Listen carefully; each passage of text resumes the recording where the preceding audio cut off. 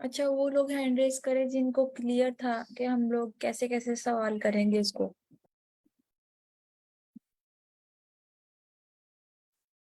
फिर अच्छा, और बाकियों को?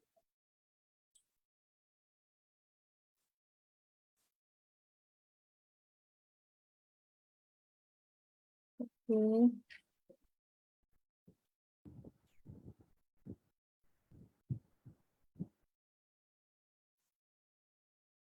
ये आज क्लियर हो जाएगा। अम, तो हम एक काम करते हैं, हम जो है ना हम अपना प्रीवियस रिवाइज करते हैं। Sir Atif, are you there?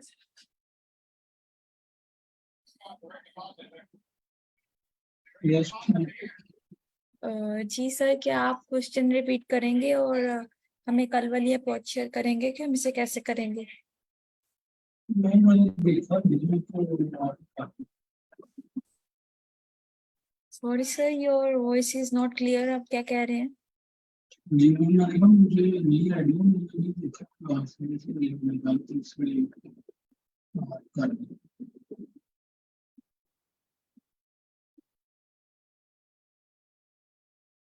चले, मैं एक काम करती हूँ, मैं ही करवा देती हूँ, ठीक है। अच्छा, हमारे पास जो क्वेश्चन था ना वो था ये कि हमारे पास ना बेसबॉल गेम के जो है वो स्कोर्स पड़े हुए हैं, कुछ अजीब या फिर कुछ स्ट्रेंज रूल के साथ। At the beginning of the game you start with an empty record, कि जब आपने गेम स्टार्ट करनी है ना तो बिल्कुल आपकी जो रिकॉर्ड है ना वो एम्प्टी है। उसके अंदर अभी तक हमने कोई भी जो रखा है ना, मतलब स्टोर करवाते स्कोर्स, वो कोई अभी तक स्टोर्स बिल्कुल भी नहीं करवाए, बिल्कुल एम्प्टी है खाली है, ठीक है। अब आगे कहा गया you are given a list of string operations. आगे हमें कुछ ऑपरेशंस की एक स्ट्रिंग दी गई है, लिस्ट दी गई है स्ट्रिंग टाइप की।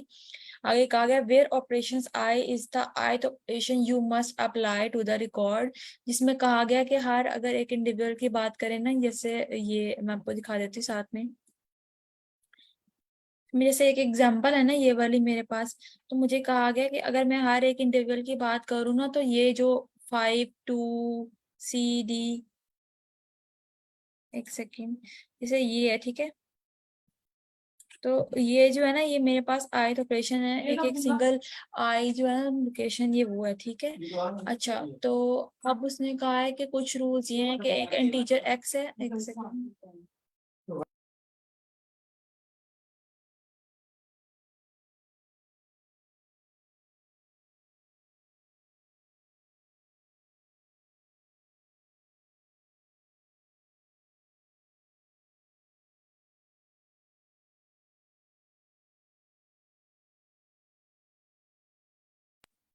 अच्छा, तो फिर जो है ना ये आयत ऑपरेशन है, ठीक है।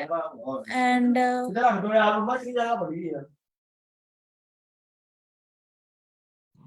मिस हमना, अगर आपके एंड पे नॉइज है तो क्वेश्चन मैं थोड़ी देर में एक्सप्लेन कर देती हूँ, देन आप सॉल्यूशन इसका करवा दीजिएगा। ओके। चलिए, इस क्वेश्चन में ना हमारे पास क्या गिवन है, एक ऑपरेशंस की हमें लिस्ट गिवन है, ठीक है, जिसमें हमारे पास ना मल्टीपल वैल्यूज दी होंगी।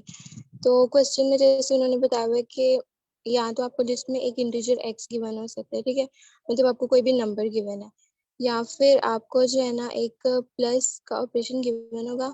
तो जब भी हमारे पास प्लस का ऑपरेशन आना है तो हमने क्या करना है कि अगर लिस्ट के अंदर ऑलरेडी दो नंबर्स पड़े हुए हैं ना, तो उन दोनों नंबर्स को प्लस करो और जो हमें रिजल्ट में नंबर आता है ना वो नेक्स्ट इंडेक्स पे स्टोर करवा दो, ठीक है। और नेक्स्ट जो है ना हमारे पास एक और ऑपरेशन आता है डी। वो क्या करेगा कि जो हमारे पास लिस्ट में ऑलरेडी स्कोर पड़ा हुआ होगा ना उसका डबल कर देगा। और अगर हमारे पास ऑपरेशन आता है सी तो हम क्या करेंगे कि जो प्रीवियस स्कोर पड़ा हुआ है उसको रिकॉर्ड से रिमूव कर देंगे, ठीक है। और जो हमारे पास अब रिजल्टेंट लिस्ट है उसको भी अपडेट कर देंगे अकॉर्डिंगली। तो सिमिलरली जो है ना हमारे पास एग्जांपल है कि उसके अंदर ना मैम अगर आप थोड़ा स्क्रॉल डाउन करें ना तो इसके सारे स्टेप्स बताए हुए हैं इसमें कि पहले हम 5 ऐड करेंगे रिकॉर्ड में, फिर 2 ऐड करेंगे, ठीक है। अच्छा, तो खैर पहले जब इन दोनों नंबर्स को ऐड कर लेंगे ना तो ये एज इट इज दोनों ऐड हो जाएंगे। जब हम सी पे आएंगे ना तो अब सी ऑपरेशन ऐसा है कि जिसकी डेफिनेशन उन्होंने ऊपर बताई हुई है कि जब आपके पास सी ऑपरेशन आएगा ना तो हमने क्या करना है कि जो प्रीवियस नंबर होगा ना जो स्कोर पड़ा हुआ है हमारी लिस्ट में उसको रिमूव कर देना है सिंपली। तो हम क्या करेंगे कि जो भी लास्ट इंडेक्स पे पड़ा होगा ना रिकॉर्ड में, उसको रिमूव कर देंगे, ठीक है।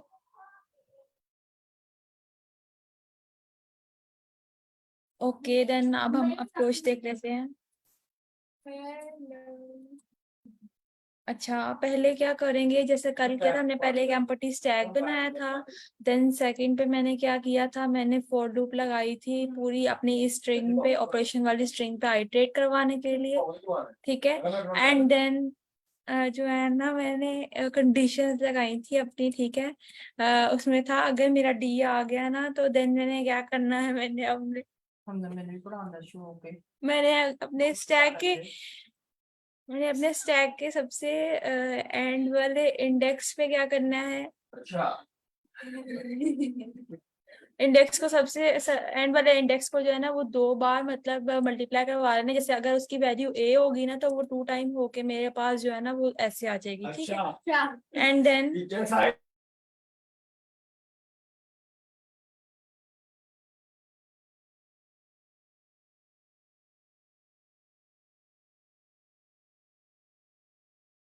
उसके बाद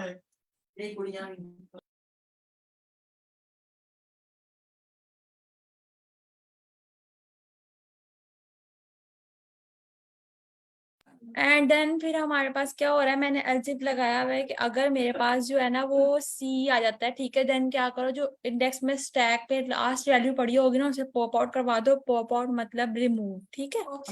एंड फिर प्लस आया हुआ है, ठीक है। अगर ऐसे आता है तो फिर क्या करो, स्टैक की जो -1 और -2, जो मतलब ये वाली हमारे पास इंडेक्सेस है ना, एक ये वाला, एक ये वाला, एंड जैसे ये वाला वैल्यू, इनको क्या करना है, इनको हम लोगों ने करवा देना है प्लस, और प्लस करने के बाद उसकी वैल्यू स्टैक के अंदर जो है ना, वो अपेंड करवा देनी है, मतलब ऐड अप करवा देनी। देन मैं फिर एल्स पे जा रही थी, और मैं इस पे कह रही थी कि जो भी मेरी, अगर ऐसा कुछ भी नहीं होता, सिंपल वो नंबर आ जाता है, देन मैंने क्या करो, स्टैक के अंदर जो है मेरे आई की वैल्यू जो है वो अपेंड आउट करवा दो, मतलब मेरे उसको ऐड करवा दो स्टैक के अंदर, ठीक है। एट दी एंड जो है ना, मैं सबका सम रिटर्न करूंगी।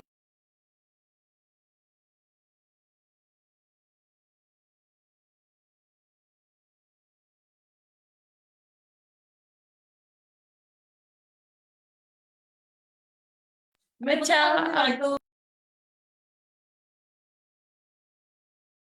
अच्छा तो अगर आप ओवरऑल देखें, पहले हम लोग एक स्टैक बना रहे हैं।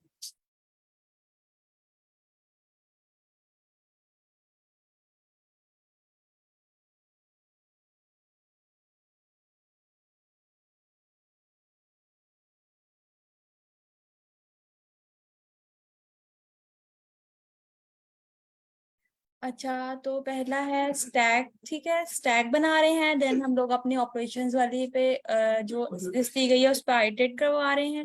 देन हम लोग कंडीशन चेक कर रहे हैं कि अगर मेरी ऑपरेशन वाली लिस्ट के अंदर जो है वो फॉर एग्जांपल डी आ जाता है, देन मैं क्या करूँ, मैं उसको जो है ना, जो भी मेरा इंडेक्स की वैल्यू है लास्ट पे, उसको मैं करा दूँ 2 टाइम्स मल्टीप्लाई, ठीक है। एंड फिर अगर सी आ जाता है तो उसे पॉप आउट करवा दूँ। अगर मेरे पास प्लस आ जाता है तो मैं अपने दोनों लास्ट वाले स्टैक की वैल्यू जो है ना, वो प्लस करके जो है ना अपेंड करवा दूं।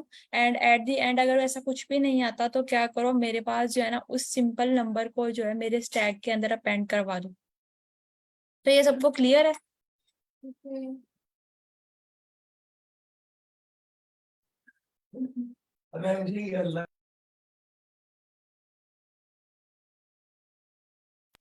ये सबको क्लियर?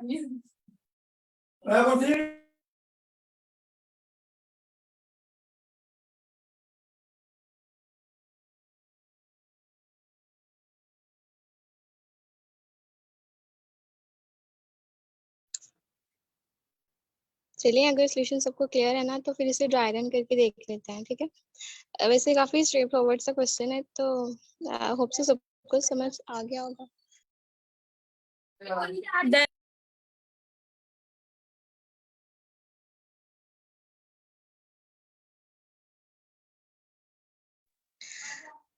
अच्छा, तो पार्टिसिपेंट्स में से कोई इसे ड्राई रन करना चाहेगा पाइथन ट्यूटर पे?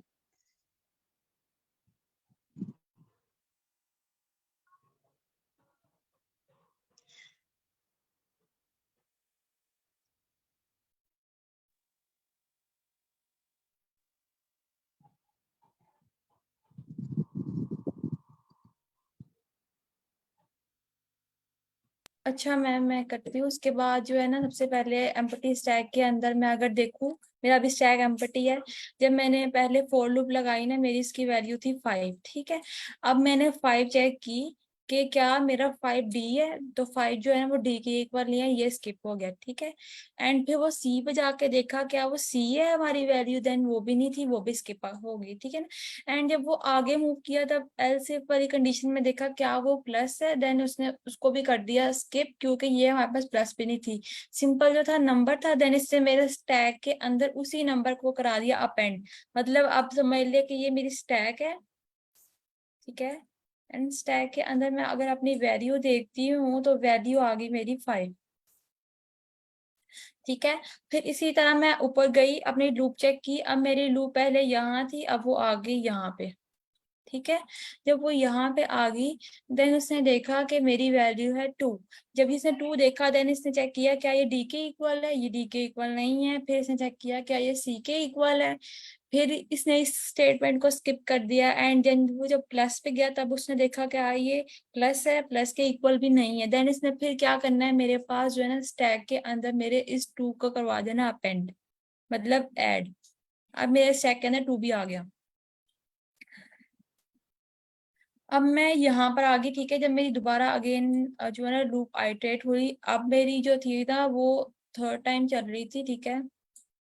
इस पे अगर मैं देखूं, मेरा आ गया सी, ठीक है। अब मेरा चेक करेगा क्या वो मेरा आई जो है, आई मेरा फिलहाल जो है ना वो है मेरा सी पे, ठीक है। तो सी का इक्वल है डी के, देन ये इसको कर देगा स्किप। जब वो इस कंडीशन पे आएगा ना, देन वो देखेगा कि हमारे पास जो कहा गया है ना सी को करने को, ठीक है। वो क्या कहा गया है, वो कह रहे हैं कि जब स्टैक में से सी आ जाए ना, तो उसकी वैल्यू स्टैक में से पॉप आउट करवा दो। मतलब ये वाली वैल्यू निकल के हमारे पास जो अपडेट होके मेरी लिस्ट आएगी ना, वो आएगी 5। एंड बाकी सब ऐसे ही, ठीक है। उसके बाद अब आ गया, फिर वो लूप आइटरेट हुई, और आइटरेट होने के बाद अब उसकी वैल्यू आ गई मेरे डी पे, ठीक है।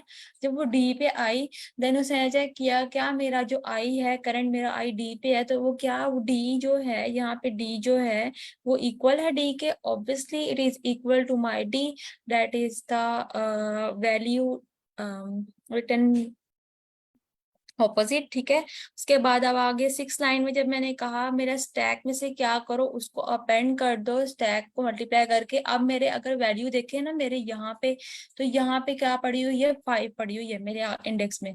देन मैंने क्या किया, इस 5 को करवा दिया 2 टाइम, मतलब अगर मैं इसका प्रोडक्ट लेती हूँ ना, देन मेरे पास वैल्यू आ जाएगी, जो आएगी वो 10 आएगी, ठीक है। ठीक है, 5 2 जा करवाऊँ तो 10 आ जाती है, यहाँ पे 5 एंड यहाँ पे 10। फिर उसके बाद अगर मैं दोबारा जब अपनी लूप में देखती हूँ ना, तो मेरा आता है यहाँ पे प्लस, ठीक है। एंड जब प्लस आया है ना, तब इसने क्या किया, इसने जाके देखा कि अब मेरा क्या मेरा जो आई है वो इक्वल है डी के। ये स्टेटमेंट को कर दिया इसने स्किप। देन अगेन इसने जब मूव किया ना, इस स्टेटमेंट को भी कर दिया इससे स्किप, ठीक है। एंड जब वो एलिफ वाली कंडीशन में गया, जब आ गया ये वाली चीज प्लस, देन इसने कह दिया कि हाँ हमारी कंडीशन हो गई है ट्रू। ये क्या करेगा, मेरे लास्ट इंडेक्स पे जो वैल्यू पड़ी है ना -1 और -2, उसको कर देगा प्लस। मतलब माइनस, अब ये मेरी यहाँ पे पड़ी थी 5 एंड इस वैल्यू को देखो तो 10 थी। 5 + 10 किया, यहाँ पे आ गई 15। एंड जब 15 आई, देन इसने क्या किया मेरे पास, उसने कहा जितनी भी स्टैक में वैल्यूज पड़ी हैं उनको सम रिटर्न कर दो। अब 5 10 15 को जब ये प्लस करेगा ना मेरे पास, तो यहाँ पर वैल्यूज जो बन के आएंगी वो आएंगी 30। तो ये सबको क्लियर है? मैम थोड़ा थोड़ा, लेकिन फिर भी थोड़ा कंफ्यूजन हो रहा है, मतलब कि मैम हमने एक न्यू स्टेक बनाया है, लेकिन जो हम सॉल्यूशन देख रहे हैं उसमें जो है ना ऑपरेशन, जब हम स्टेक बना रहे हैं तो पहली लाइन है ना उसमें डेफ ऑल पॉइंट। अच्छा, डेफ जो होता है ना वो बेसिकली फंक्शन होता है जो कि हमारे पास ऑलरेडी रिटर्न होता है जब हम लोग कोड राइट करने लगते हैं, ठीक है। जो चीज हम लोग न्यू लिखते हैं ना वो सिर्फ ये चीज है मेरी, मैं अगर आपको करके दिखाऊं, ये सिर्फ चीज हमने नहीं डाली होती, बाकी जो ऊपर क्लास सोल्यूशन बनाया होता है ना और डेफ और क्लास पॉइंट्स ये सारे ऑलरेडी रिटर्न होते हैं। अगर हम लोग अपने आगे जाके बात करेंगे अभी पाइथन क्लास में क्लासेस और ऑब्जेक्ट पढ़ेंगे, ठीक है। आप फिलहाल ना यूं समझ लें क्लासेस और ऑब्जेक्ट इस तरह की चीज होती है, जैसे ये फंक्शन है ना, तो फंक्शन मेरा क्या काम कर रहा होता है, जैसे मैं अपनी रिस्पॉन्सिबिलिटीज किसी दूसरे पर्सन को दे रही हूँ कि हाँ ये काम लो और मेरा जो ये काम है ना उसे परफॉर्म करके आओ वापस। तो इसी तरह मैं अपना सारा काम जो है ना अपने इस डेफ वाले फंक्शन को दे रही हूँ जो कि क्या काम कर रहा है, मेरी सारी रिस्पॉन्सिबिलिटीज जो है ना वो परफॉर्म करवा रहा है, ठीक है। तो ओके मैम। अगर मैं एक बात करूँ ना अपनी क्लास की, समझ ले कि हम लोग कोई शादी पे जाते हैं ना, तो इसी तरह एक बड़ा सारा फंक्शन है और उसमें डिफरेंट पोर्शंस में जो हमने काम डिवाइड किए होते हैं ना, ये काम ये वाला ऑब्जेक्ट करेगा, ये वाला काम ये ऑब्जेक्ट करेगा। जैसे अगर ये वाला काउंटर है तो ये वाला ऑब्जेक्ट संभालेगा, अगर ये, तो इसी तरह जो है ना ये सारी चीजें हमारी ऑब्जेक्ट्स हैं। अंदर जो एक बनाया है ना ये फंक्शन है, एंड ये जो टोटल जिसमें सारे काम हो रहे हैं ना वो क्लास है हमारी। Okay ma'am. किसी को कोई प्रॉब्लम इसमें?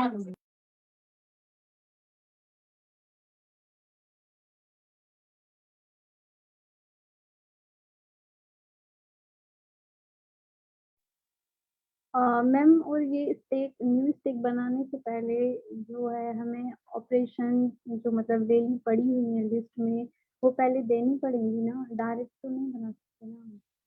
Okay.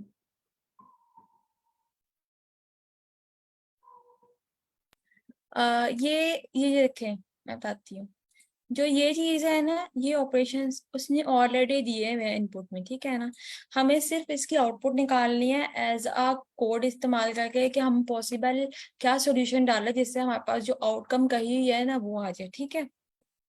उसको निकालने के लिए मैंने क्या किया, मैंने अपना स्टैक दे दिया, एक डाटा स्ट्रक्चर है स्टैक, ठीक है। जो कि क्या करेगा एज एन इनपुट वैल्यूज जो मेरी ऑपरेशंस वाली लिस्ट के अंदर दी गई है ना इसके अंदर, वो लेगा वन बाय वन करके by using this loop, for loop, ठीक है। एंड लेने के बाद जो है by using my condition check करेगा कि अगर मेरी कंडीशन सेटिस्फाई हो रही है देन जो नीचे स्टेटमेंट दी गई है ना ये वाली, जैसे ये ये इसको परफॉर्म करवा के मेरे स्टैक के अंदर वैल्यू जो है वो अपेंड करवा दे, ठीक है। तो आप यूं समझ लें कि एज एन इनपुट जो है ना मैं अपने ऑपरेशंस वाली लिस्ट को ले रही हूँ by using my for loop.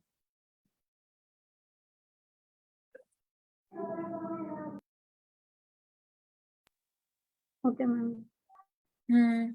अच्छा, किसको क्लियर नहीं है ये क्वेश्चन, वो बता दें हैंड रेस करके।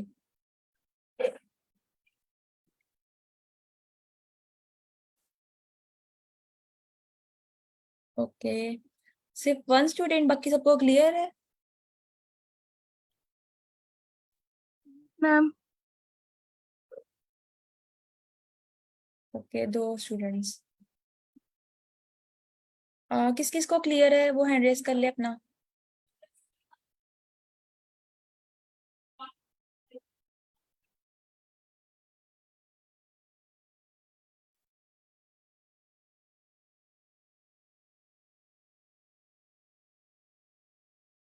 अच्छा, जिसको क्लियर है तो वो जो है ना वो क्या वो ड्राई रन करेंगे इस क्वेश्चन को एंड किसी और एग्जांपल पे ताकि बाकियों को भी क्लियर हो जाए बाय यूजिंग एनोटेशन।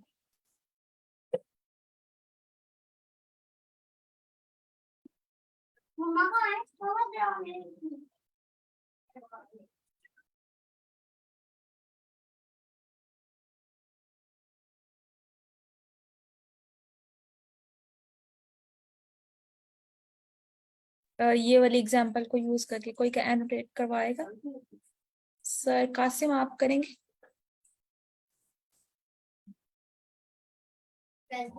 एनोटेट के बगैर समझा दो, बगैर समझ लगती है तो। वैसे समझ आ जाएगी, पर थोड़ा सा ना उनको ट्रिकी हो जाएगा समझना। तो अगर आप एनोटेट करेंगे ना, यहाँ पेंसिल दी गई होती है साइड पे, जस्ट गिव मी सेकंड, इस साइड पे दी गई होती है। दीदी तो वो अगर मुझे आप मिल गई है पेंसिल। अगर आप कर लेंगे तो इस इजी हो जाएगा। मेरा सिर्फ माउस खराब है उसका, सही चल नहीं रहा।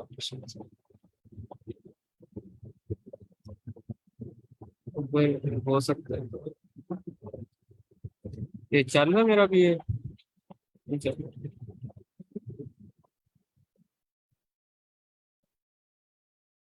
देन सर आतिफ आप करेंगे?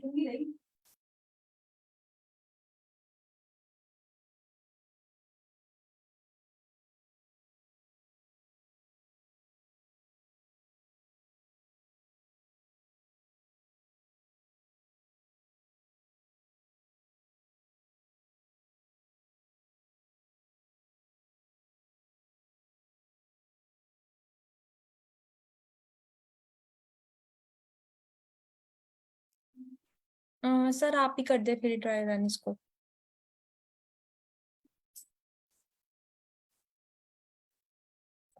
मैम मुझे कह रही है? जी सर कासिम आपको। अच्छा, सेकंड एग्जांपल करनी है, ये जो राइट।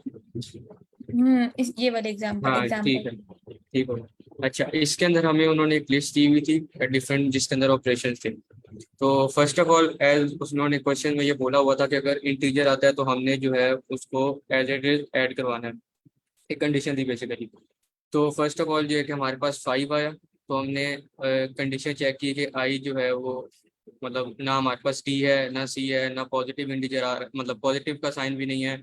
तो इस वजह से हमारे पास सबसे लास्ट वाली कंडीशन ट्रू है। तो इस वजह से हमने क्या किया, पेंड कर दिया। जो बेसिकली पेंड का फंक्शन ये कर रहा है कि पेंड जो है वो जो हमारा स्टैक है उसके एंड में जो है वो ऐड कर देता है जो भी चीज़ होती है। तो हमने 5 को जो है वो पेंड कर दिया, उसके बाद जो हमारा स्टैक बना वो, उसके अंदर एक 5 ऐड हो गया। ठीक है, नेक्स्ट हमने देखा कि उसके अंदर है -2, तो ये अगेन इंटीजर है। तो ये उसके बाद दोबारा जो है वो लास्ट वाली कंडीशन हमारे पास बनती है। अब ये स्टैक जो है -2 जो है वो स्टैक के अंदर ऐड हो जाएगा। तो हम जो न्यू स्टैक है हमारे पास वो 5 और -2 आएगा।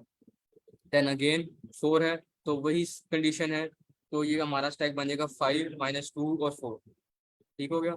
उसके बाद टेक्स्ट वो सी पे आएगा। तो जो सी के ऊपर हमारी कंडीशन है, अब हमने उसको ये कहना है कि जो हमने पॉप आउट करवा देना जो भी हमने लास्ट एलिमेंट ऐड करवाया हुआ है। तो जो लास्ट एलिमेंट हमने ऐड करवाया हुआ है वो 4 है। तो 4 जो है उसके अंदर से हमारे पास स्टैक के अंदर से रिमूव हो जाएगा, और जो हमारे पास रिमूव होने के बाद एक नया स्टैक आएगा, उसके अंदर 5 और -2 जो है वो बचेगा। नेक्स्ट अगेन हमारे पास डी आया है। तो डी के ऊपर जो कंडीशन थी वो प्लस नहीं, डी के अंदर क्या कंडीशन में हम ना डबल करना है उसको। हाँ डबल करना है। तो जो डी के अंदर कंडीशन थी कि जो हमारे पास लास्ट एलिमेंट ऐड हुआ हुआ है उसको जो है हमने डबल करना है, और उसके अंदर हमने स्टैक के अंदर अपेंड करवाना है। तो जो लास्ट एलिमेंट था वो -2 था, तो जब हमने उसको डबल किया तो -4 आया। तो हमारा न्यू स्टैक जो बना है -4 के अपेंड होने के बाद वो 5 -2 और 4 बनेगा। ठीक है, नेक्स्ट हमारे पास 9 आया। तो 9 जो है वो फिर दोबारा लास्ट वाली कंडीशन 2 है, तो 5 -2 4 सॉरी -4 और 9 जो है हमारे पास नया स्टैक बनेगा। नेक्स्ट हम आते हैं तो वो प्लस साइन है। तो प्लस साइन का हमारा था कि लास्ट और सेकंड लास्ट जो स्टैक के अंदर एलिमेंट्स हैं उनको सम करवाना है, और उसका जो रिजल्ट है वो स्टैक के अंदर अपेंड करवाना है। तो जो हमारे लास्ट 2 एलिमेंट्स थे बेसिकली वो -4 और 9 था। ठीक है, जो -1 है बेसिकली स्टैक -1 का मतलब वो लास्ट एलिमेंट को एक्सेस कर रहा है, और जो स्टैक -2 है उसका मतलब है सेकंड लास्ट एलिमेंट को एक्सेस कर रहा है। तो जो -4 + 9 करके सम आया हमारे पास आया 5। तो 5 जो है अपने स्टैक के अंदर उसको अपेंड कर दिया, और जो हमारे पास नया स्टैक बना वो 5 -2 -4 9 और 5 बनेगा। ठीक है, और फिर लास्ट दोबारा जो है हमारे पास प्लस साइन का जो है ऑपरेशन था। तो उसके अंदर हम अगेन जो सेकंड लास्ट 2 एलिमेंट्स हैं जो कि हमारे पास है 9 और 5, उन दोनों पे प्लस ऑपरेशन का जो हमारे पास कंडीशन है, अगर सेकंड दोनों को ऐड करेंगे जिसका सम होगा 14। तो जो है उसको अपेंड करवा देंगे। जो हमारे पास लास्ट जो एंड पे स्टैक बना है वो 5 -2 -4 9 5 और 14 बना है। ठीक है। और उसने लास्ट में क्वेश्चन के कहा था कि जो है हमने इन सब ऑपरेशंस के बाद जो है वो लास्ट जो स्टैक के अंदर जितने सारे एलिमेंट्स हैं उनका सम रिटर्न करवाना। तो इन सब का सम जो है वो बेसिकली बनता है 27। तो ये हमारा जो है अप्रोच थी जो हमने यूज किया।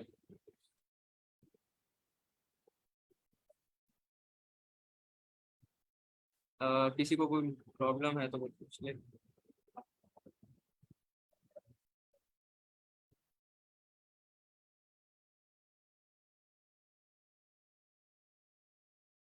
थैंक यू सर कासिम, आपने बहुत अच्छा एक्सप्लेन किया है। अगर सबको क्लियर है तो मैं कहूंगी कि मिस अक्सा जो है ना वो मिस अक्सा नेक्स्ट क्वेश्चन की तरफ मूव कर जाए, अगर किसी को कोई कंफ्यूजन नहीं है इसके अंदर तो। अस्सलाम वालेकुम एवरीवन। अस्सलाम वालेकुम क्या हाल है सर। आप लोगों को? वालेकुम अस्सलाम। वालेकुम सलाम। जी जनाब, कैसे चल रहा है आप लोगों का सेशन? समझ आ रही है? जी जी सर बिल्कुल। यही जो क्वेश्चन है, यही क्वेश्चन गूगल, एप्पल, माइक्रोसॉफ्ट के इंटरव्यू में किए जाते हैं और इसी तरह एक्सप्लेन करना होता है।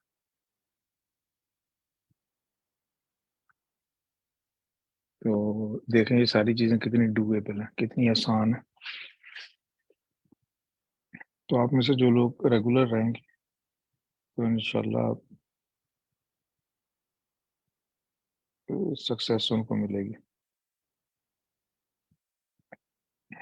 और अभी स्टैनफोर्ड ने हमारे 4 स्टूडेंट्स की पोस्ट को लाइक की है और स्टैनफोर्ड दुनिया में कंप्यूटर साइंस में आई थिंक टॉप 2-3 में आती है। This is a great accomplishment and great proof कि हम लोग सही तरीके से काम कर रहे हैं। तो आप लोगों ने मेरी पोस्ट भी देखी होगी अभी लिंक्डइन पे जो मैंने की है। तो उसी सिलसिले में स्टैनफोर्ड कोड इन प्लेस के सिलसिले में तो इस दफ़ा पाकिस्तान से 11 मेंटर थे। तो अगली दफ़ा हम कोशिश करेंगे अगर ये प्रोग्राम चला तो पाकिस्तान से कम अज़ कम 10% मेंटर्स पाकिस्तान से हों। कि अगर स्टैनफोर्ड 100 मेंटर रखता तो कम से कम 100 पाकिस्तान से हों। तो आप में से जो लोग आते रहेंगे तो अगले साल उस लेवल पे पहुंच जाएंगे कि वो मेंटर बन सकेंगे। इस साल तो हमें प्रोसेस भी पूरा नहीं था पता। अगले साल तो हमें प्रोसेस भी पता हुआ तो हम ज़्यादा बेहतर तरीके से अप्लाई कर सकेंगे। तो कौन कौन साथी अगले साल स्टैनफोर्ड में मेंटर बनना चाहेगा? हैंड रेज कर दो। Who is interested?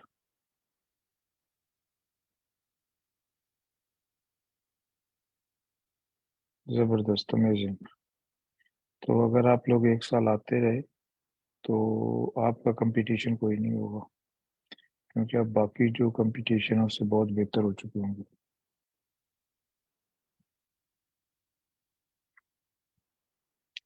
ठीक है, तो क्या कहते हैं, तो कोशिश करें कि दिन में कम से कम 1 घंटा दें। एक कोई एक सेशन लेके आई गुड गुरु का, तो आस्ते आस्ते चीज़ें खुद ही होती जाएंगी और महीने में एक हैकाथॉन में जाएं तो आपका प्रोफाइल बिल्ड होता जाएगा। तो फिर अगले साल आप स्टैनफोर्ड कोड इन प्लेस के मेंटर के लिए एक स्ट्रॉन्ग कैंडिडेट होंगे कि जिसके सीवी पे 7-8 हैकाथॉन होंगे, 200-300 क्वेश्चन होंगे, उसकी 50-60 वीडियोज होंगी पढ़ाने की।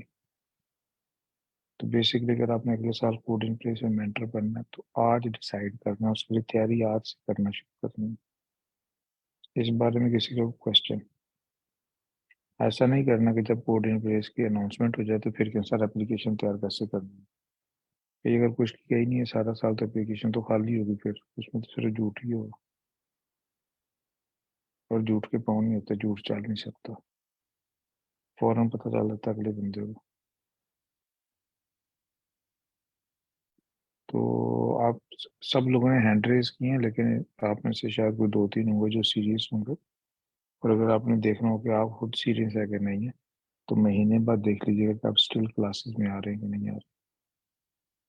तो अगर आप सीरियस हैं तो ये क्लासेस आपकी फर्स्ट प्रायोरिटी होंगी। बाकी दुनिया में जो मर्जी होता रहे आप क्लास में आएंगे, और अगर आप सीरियस नहीं है तो आपको कोई और ज़्यादा ज़रूरी काम पड़ जाएगा। ये बात समझ आ गई है सबको?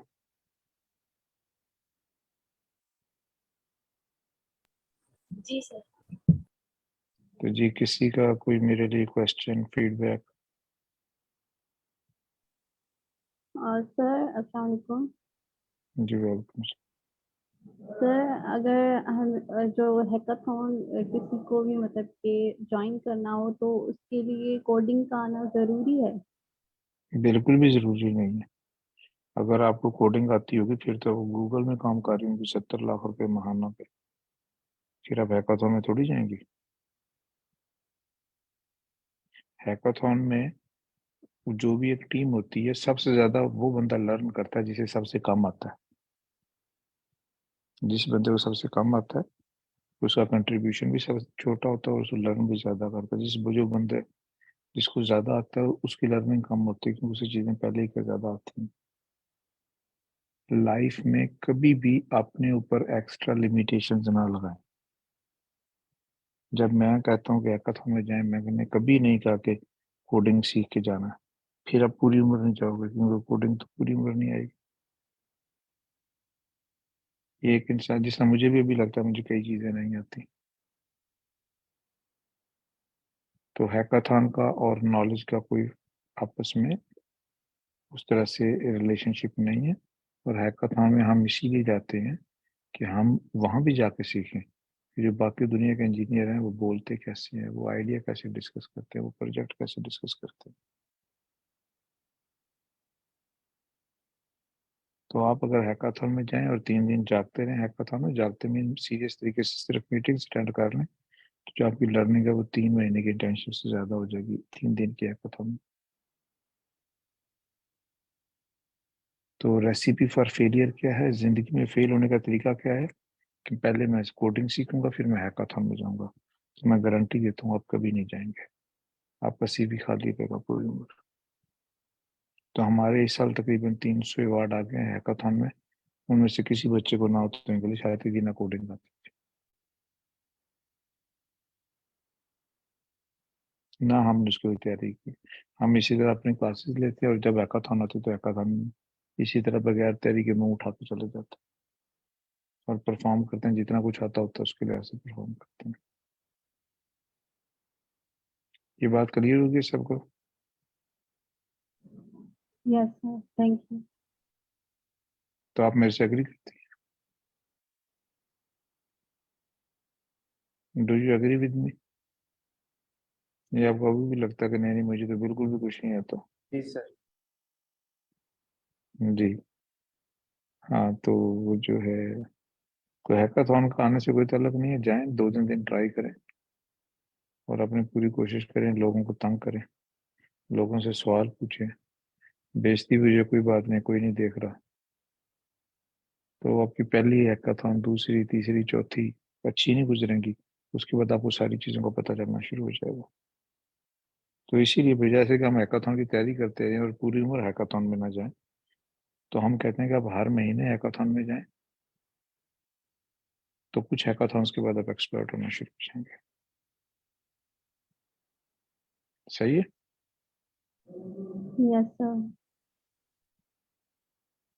This is the way to success without any problems. यानी कि बगैर मेहनत किए आप इस तरह से कामयाब हो सकते हैं। तो किसी और क्वेश्चन? तो कोड इन प्लेस में जो जो साथी अगले साल जाना चाह रहे हैं वो तैयारी अभी से शुरू कर दें। ठीक है, क्योंकि जब हम रिकमेंडेशन देंगे तो हम उसको रिकमेंडेशन देने में बिल्कुल कंफर्टेबल नहीं होगा जिसे लीड कोड नहीं आता और जो हैकाथॉन में नहीं गया हुआ, क्योंकि उसका सीवी खाली होगा।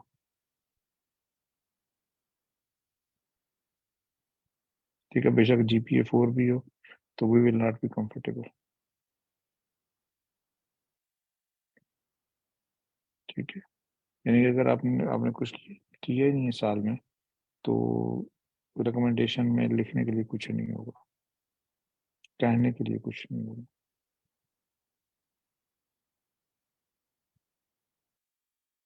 तो स्टैनफोर्ड बहुत बड़ी अपॉर्चुनिटी है। तो देखिए मैं स्टैनफोर्ड नहीं जा सका और लोग करोड़ों रुपए लगाते हैं स्टैनफोर्ड जाने के लिए। तो आपको अगर घर बैठे अपॉर्चुनिटी मिली है तो इसे मिस ना करें।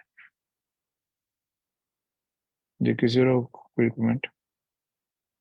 सर सर आपने मेरा एक जो है क्वेश्चन है। जी पूछो।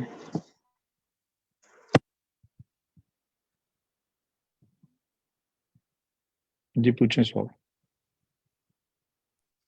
अहमद साहब पूछिए।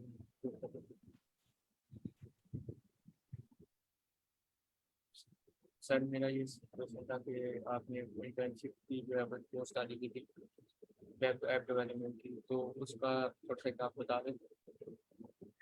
वो इंटर्नशिप मैं किसी को भी रिकमेंड नहीं करता, वो उसको करनी चाहिए जिसको लीड कोड आता है पहले से। कोई भी इंटर्नशिप जो है वो वेस्ट ऑफ टाइम होती है, तो इंटर्नशिप बिल्कुल ना करें अगर रिक्वायरमेंट नहीं है यूनिवर्सिटी की तो। और अगर कोडिंग नहीं आती फिर तो बिल्कुल ना करें, क्योंकि आप कुछ कर नहीं पाएंगे इंटर्नशिप में। और जो 3 दिन की हैकाथॉन है उसमें आप 3 महीने की इंटर्नशिप से ज़्यादा सीख जाते हैं।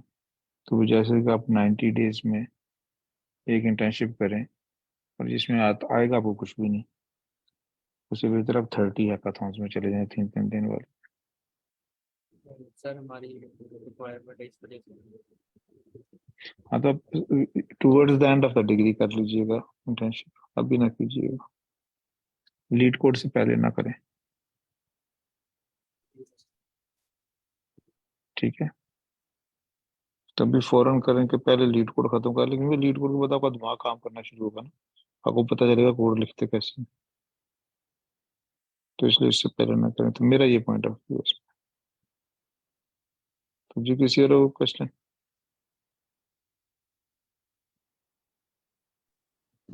सर मेरा ये क्वेश्चन था कि अगर हम 3-4 हैकाथॉन्स में चले गए हैं, तो क्या हमें उसके बाद भी किसी हैकाथॉन में जाके बिगिनर लेवल का ही काम करना चाहिए, लाइक पीपीटी स्लाइड्स वगैरह, या फिर हमें थोड़े ज़्यादा की कोशिश करनी चाहिए कि हम बैकएंड टाइप पे भी काम करें?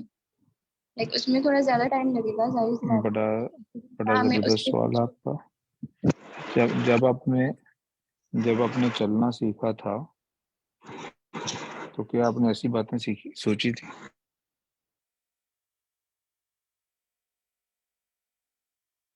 जब कोई भी बच्चा चलना सीखता है तो क्या वो ऐसी बातें सोचता है रोज? नहीं सोचता।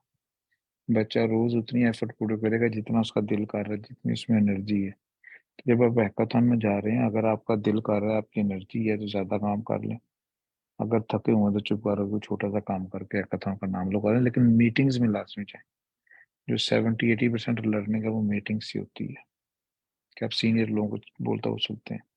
तो हैकाथॉन में ज्यादा पुश ना करें अपने आप को, क्योंकि आप थकाएंगे तो फायदा, अब दोबारा हैकाथॉन में नहीं जा सकेंगे। हैकाथॉन में जाएं आराम से, सुस्त होकर बैठे रहें, काम दिल कर रहा करें, एनर्जी है करें, अगर नहीं एनर्जी है तो बिल्कुल ना। जो सबसे इम्पोर्टेंट चीज़ है वो ये है कि अपने आप को थकाना नहीं, स्मार्ट तरीके से लर्न करना। Does it answer your question? जी सर, थैंक यू। तो कई लोग बर्न आउट हो गए होते हैं, उन्हें मेहनत करने की आदत पड़ गई होती है, वो वैसे 12-12 घंटे काम करते हैं, लेकिन उनकी आउटपुट उतनी होती है जितनी दूसरा बंदा आधे घंटे में कर लेगा काम। आपको कई लोग अपने इर्द गिर्द ऐसे नजर आएंगे, तो हमने वो काम नहीं करना।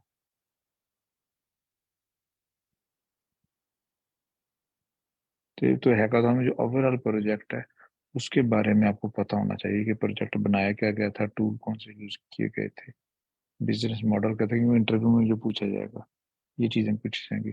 जो कोडिंग है, फ्रंट एंड है, बैक एंड है, ये आस्ते आस्ते आपको आते जाएंगे।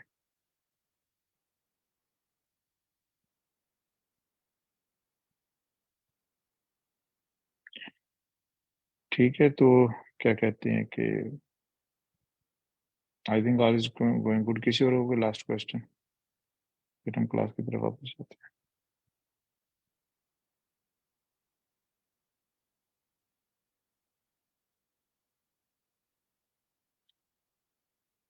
सही कोई सजेशन किसी की?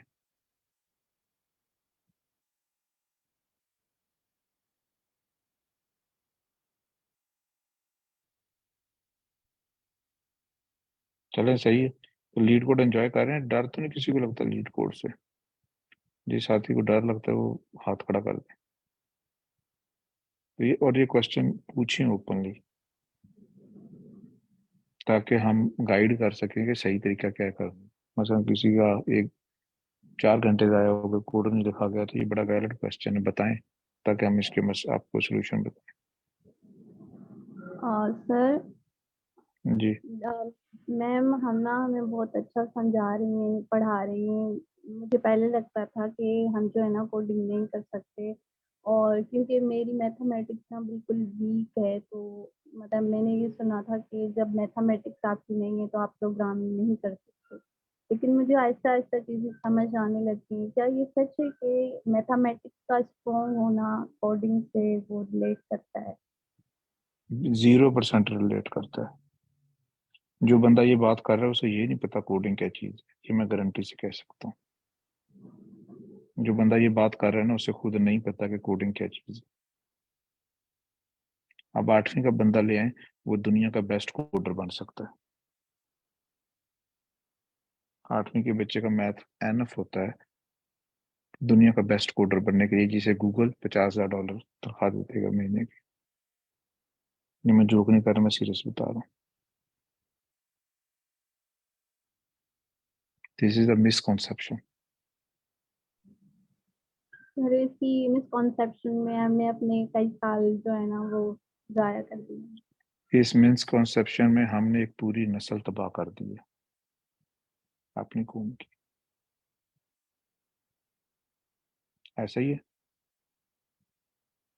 इस मिसकॉन्सेप्शन में हमने एक बहुत बड़ी अपॉर्चुनिटी लूज कर दी है। इस मिसकॉन्सेप्शन में हमने वो लोग जो $25-30,000 महीने की नौकरी कर सकते थे, वो बेचारे $200-200 महीने के लिए जलील हो रहे हैं फ्रीलांसिंग करते हुए।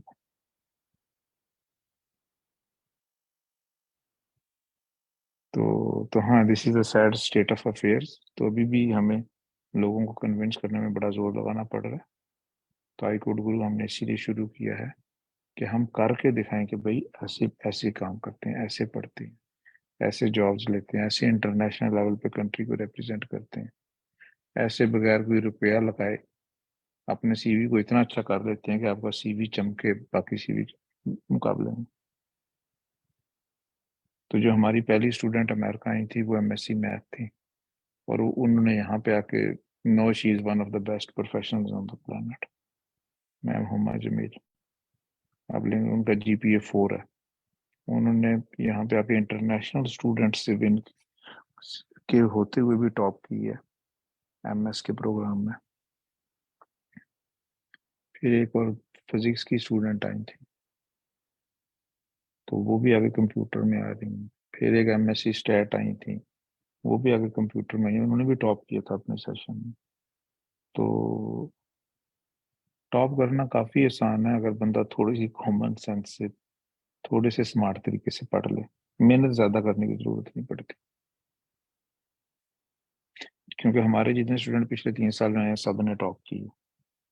तो इसलिए अब हम यकीन से कह सकते हैं कि जो हमारी स्ट्रेटजी है, तो उसमें जीपीए 4 लेना आराम से आ जाता है, कोई इसमें एफर्ट नहीं लगानी पड़ती।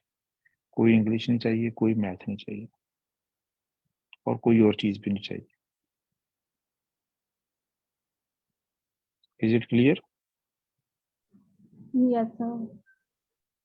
ठीक है। तो हमारे जितने स्टूडेंट्स के इंटरव्यूज हुए हैं प्रोफेसरों के साथ, वो प्रोफेसर भी बहुत इंप्रेस हुए हमारे स्टूडेंट्स। तो इसका मतलब है कि we know what we are doing.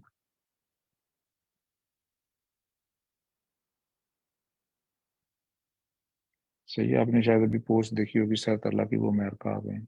तो उन्होंने इलेक्ट्रिकल इंजीनियरिंग की हुई है, बाद में 4 साल का उनका गैप था, तो अब वो एआई में पीएचडी करने आ गए हैं। तो उन्होंने भी इंशाल्लाह टॉप करना है। सही है। तभी हमारे एक और स्टूडेंट हैं आजिब, तो वो भी फ्लाई करने वाले हैं। तो वो भी इलेक्ट्रिकल इंजीनियर है, वो भी एआई में पीएचडी करने आ रहे हैं।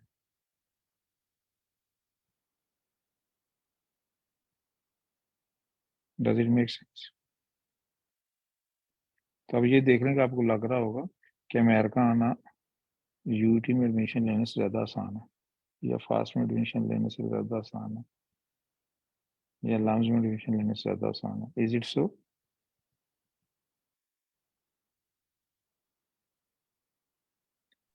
और हकीकत में भी आसान है और 1 रुपया भी नहीं लगता, बल्कि महीने का $2000 स्कॉलरशिप भी मिलता। It is so easy. अभी देखें इतना इजी है ये कि स्टैनफोर्ड हमारे बच्चों को अप्रिशिएट कर रहा है और उनकी पोस्टें लाइक कर रहा है। इसका मतलब है कि स्टैनफोर्ड के पास और कोई लोग नहीं है हमारे जितने अच्छे, जितना अच्छा काम हमारे बच्चों ने किया। It is as simple as that.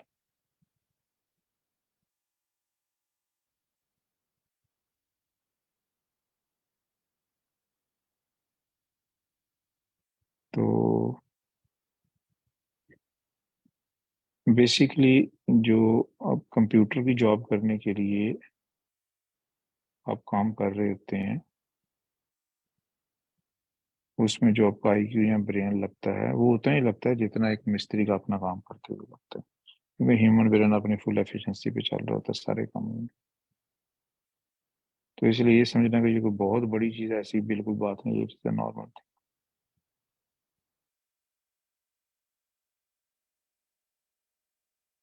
सही है। क्यों जुबैर जफर, आपका क्या एक्सपीरियंस है?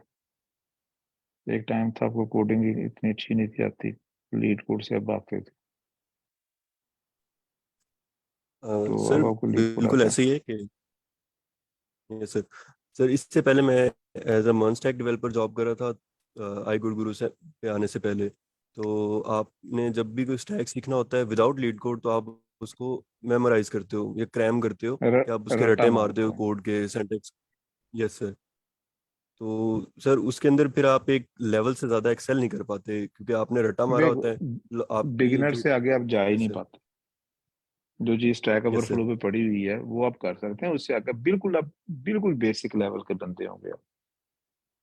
ये यस सर। पॉसिबल ही नहीं है वापस रास्ता आ जाए, क्योंकि वो पता ही नहीं सोचना कैसे। जी कंटिन्यू करें सर, मैंने अभी बात कर।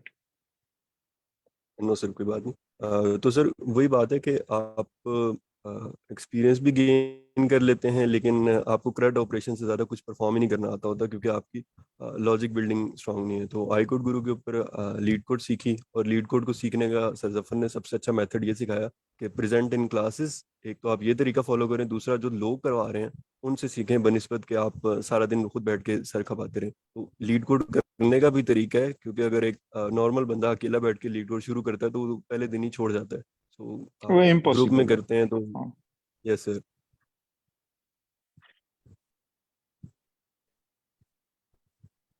तो सर बिल्कुल। इस टाइम पे ऐसी सिचुएशन है कि मैंने 170 प्लस क्वेश्चंस किए हैं जो सिर्फ एक लीड कोड अकाउंट पे हैं।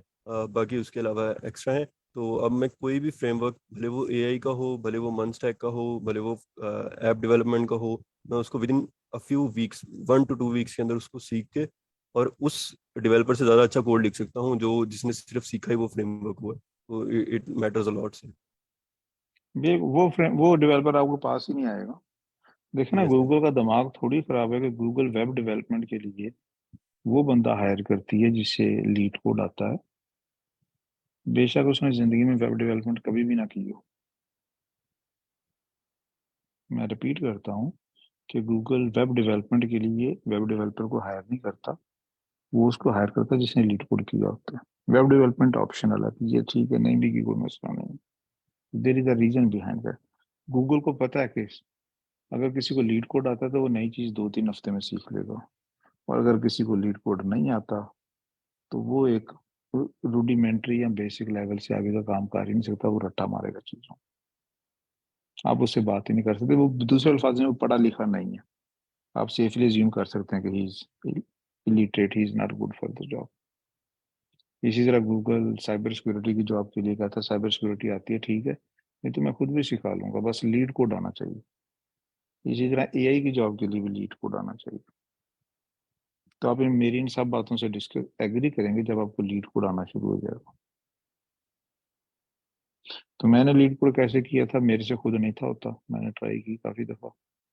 वो एक ही सवाल फंस जाता बंदा, वो सवाल भी नहीं होता। तो फिर मैंने आसान तरीका ये ढूंढा कि भाई बाकी जो प्रेजेंट कर रहे हैं बस वो सुनते जाओ, और इतनी दफा सुनोगे सवाल याद होना शुरू हो जाए।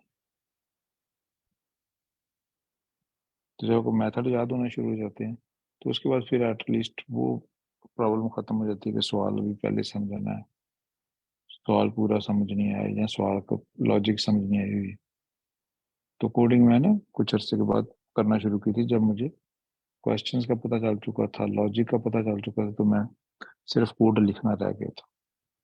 और कोडिंग से भी पहले एक चीज़ है टाइपिंग, कि 100 वर्ड्स पर मिनट की टाइपिंग की स्पीड होनी चाहिए। अगर किसी की नहीं है तो मैं कंसीडर करूंगा कि वो बिलो एवरेज बंदा है, he is not good for the job. तो ये इस बारे में किसी को क्वेश्चन?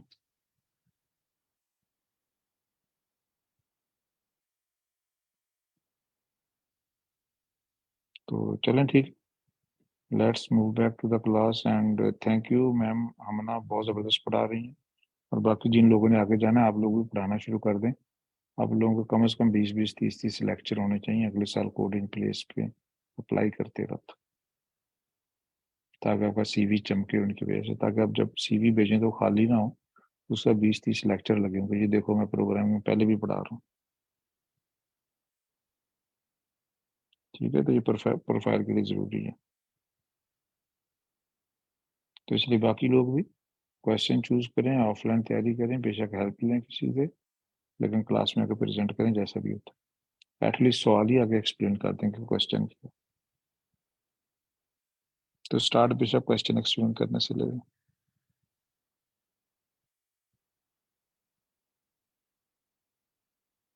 तो सब लोग एग्री करते हैं मेरे से? Are we on the same page? Yes sir. चलो जनाब, ज़बरदस्त। तो थैंक यू फॉर लिसनिंग। तो मैं और ज़्यादा डिस्टर्ब नहीं करूँगा, you guys can continue the class. तो जुबैर जफ़र, कॉन्ग्रेचुलेशंस कि भाई स्टैनफोर्ड ने आपको टैग, आपकी पोस्ट को लाइक की है। It is really really a big thing. ठीक है, तो आपने पाकिस्तान, आप लोगों ने पाकिस्तान का नाम रोशन कर दिया। Sir, all thanks to you and iCode Guru team. Sir, it's all because of your efforts. बिल्कुल जी बिल्कुल, हाँ ऑब्वियसली हमारे सारे मॉडरेटर्स के सब लोगों के एफर्ट्स हैं, इसमें कोई शक नहीं है। Yes, sir. तो सर अभी वरना ये पॉसिबल ही नहीं है कि एक GCUF का स्टूडेंट जो है वो स्टैनफोर्ड के अंदर लेक्चर देता रहे। भाई पाकिस्तान के कभी किसी स्टूडेंट ने लेक्चर नहीं दिया स्टैनफोर्ड में, कहीं का भी हो, फास्ट का भी हो, लम्स का भी हो, कभी नहीं दिया किसी ने। Right, I think it was the first time कि हमारे 11 स्टूडेंट गए। इसी तरह पाकिस्तान से हार्वर्ड में कभी भी, हार्वर्ड के कंपटीशन में कभी किसी ने सारे क्वेश्चन ही सॉल्व नहीं थे किए। पिछले साल 200 लोग गए थे, एक भी बंदा सारे पजल्स क्वेश्चन सॉल्व नहीं कर सका था। इस साल हमारे 21 बच्चों ने सॉल्व किए। तो वी आर रियली रियली री राइटिंग द हिस्ट्री। ऐसा ही है ना? Yes, sir. राइट, तभी देखें हमारे बच्चों की पोजीशन आ रही हैं। अभी आपने देखा होगा वो यूआईटी ने वीडियो बनाई है और लिंक्डइन पे लगाई है हैकाथॉन के बारे में। तो उस्मान इंस्टीट्यूट ऑफ टेक्नोलॉजी ने, जिसमें मैम नब्बा शेख एक वीडियो में है और एक वीडियो में है सैयद फसी हमारे मॉडरेटर। तो ये यूनिवर्सिटीज को भी नई लर्निंग हो रही है कि अच्छा भी ऐसे भी हो सकता है, और ये डूएबल है कि इंटरनेशनल लेवल पे हमारे स्टूडेंट्स जाएं और अवार्ड विन कर लें। जिस तरह अभी जो हमारी पोजीशन आई है, वो टॉप जो विनर टीम थी, 98 प्रोजेक्ट्स थे, विनर टीम पाकिस्तान की थी, उसमें 6 पाकिस्तानी थे, 2 गोरे थे। तो it's a big thing, right? तो मुझे ऐसा लगता है जैसे मैं ख्वाब देख रहा हूँ। It is so good.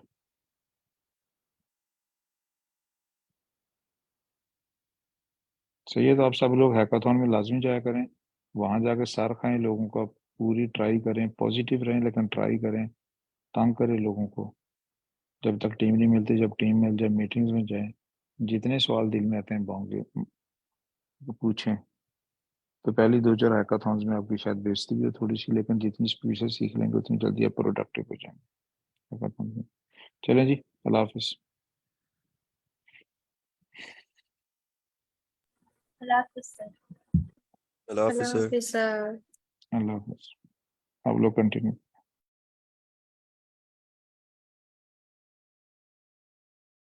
Ma'am meeting का टाइम एंड हो गया तो मीटिंग एंड करते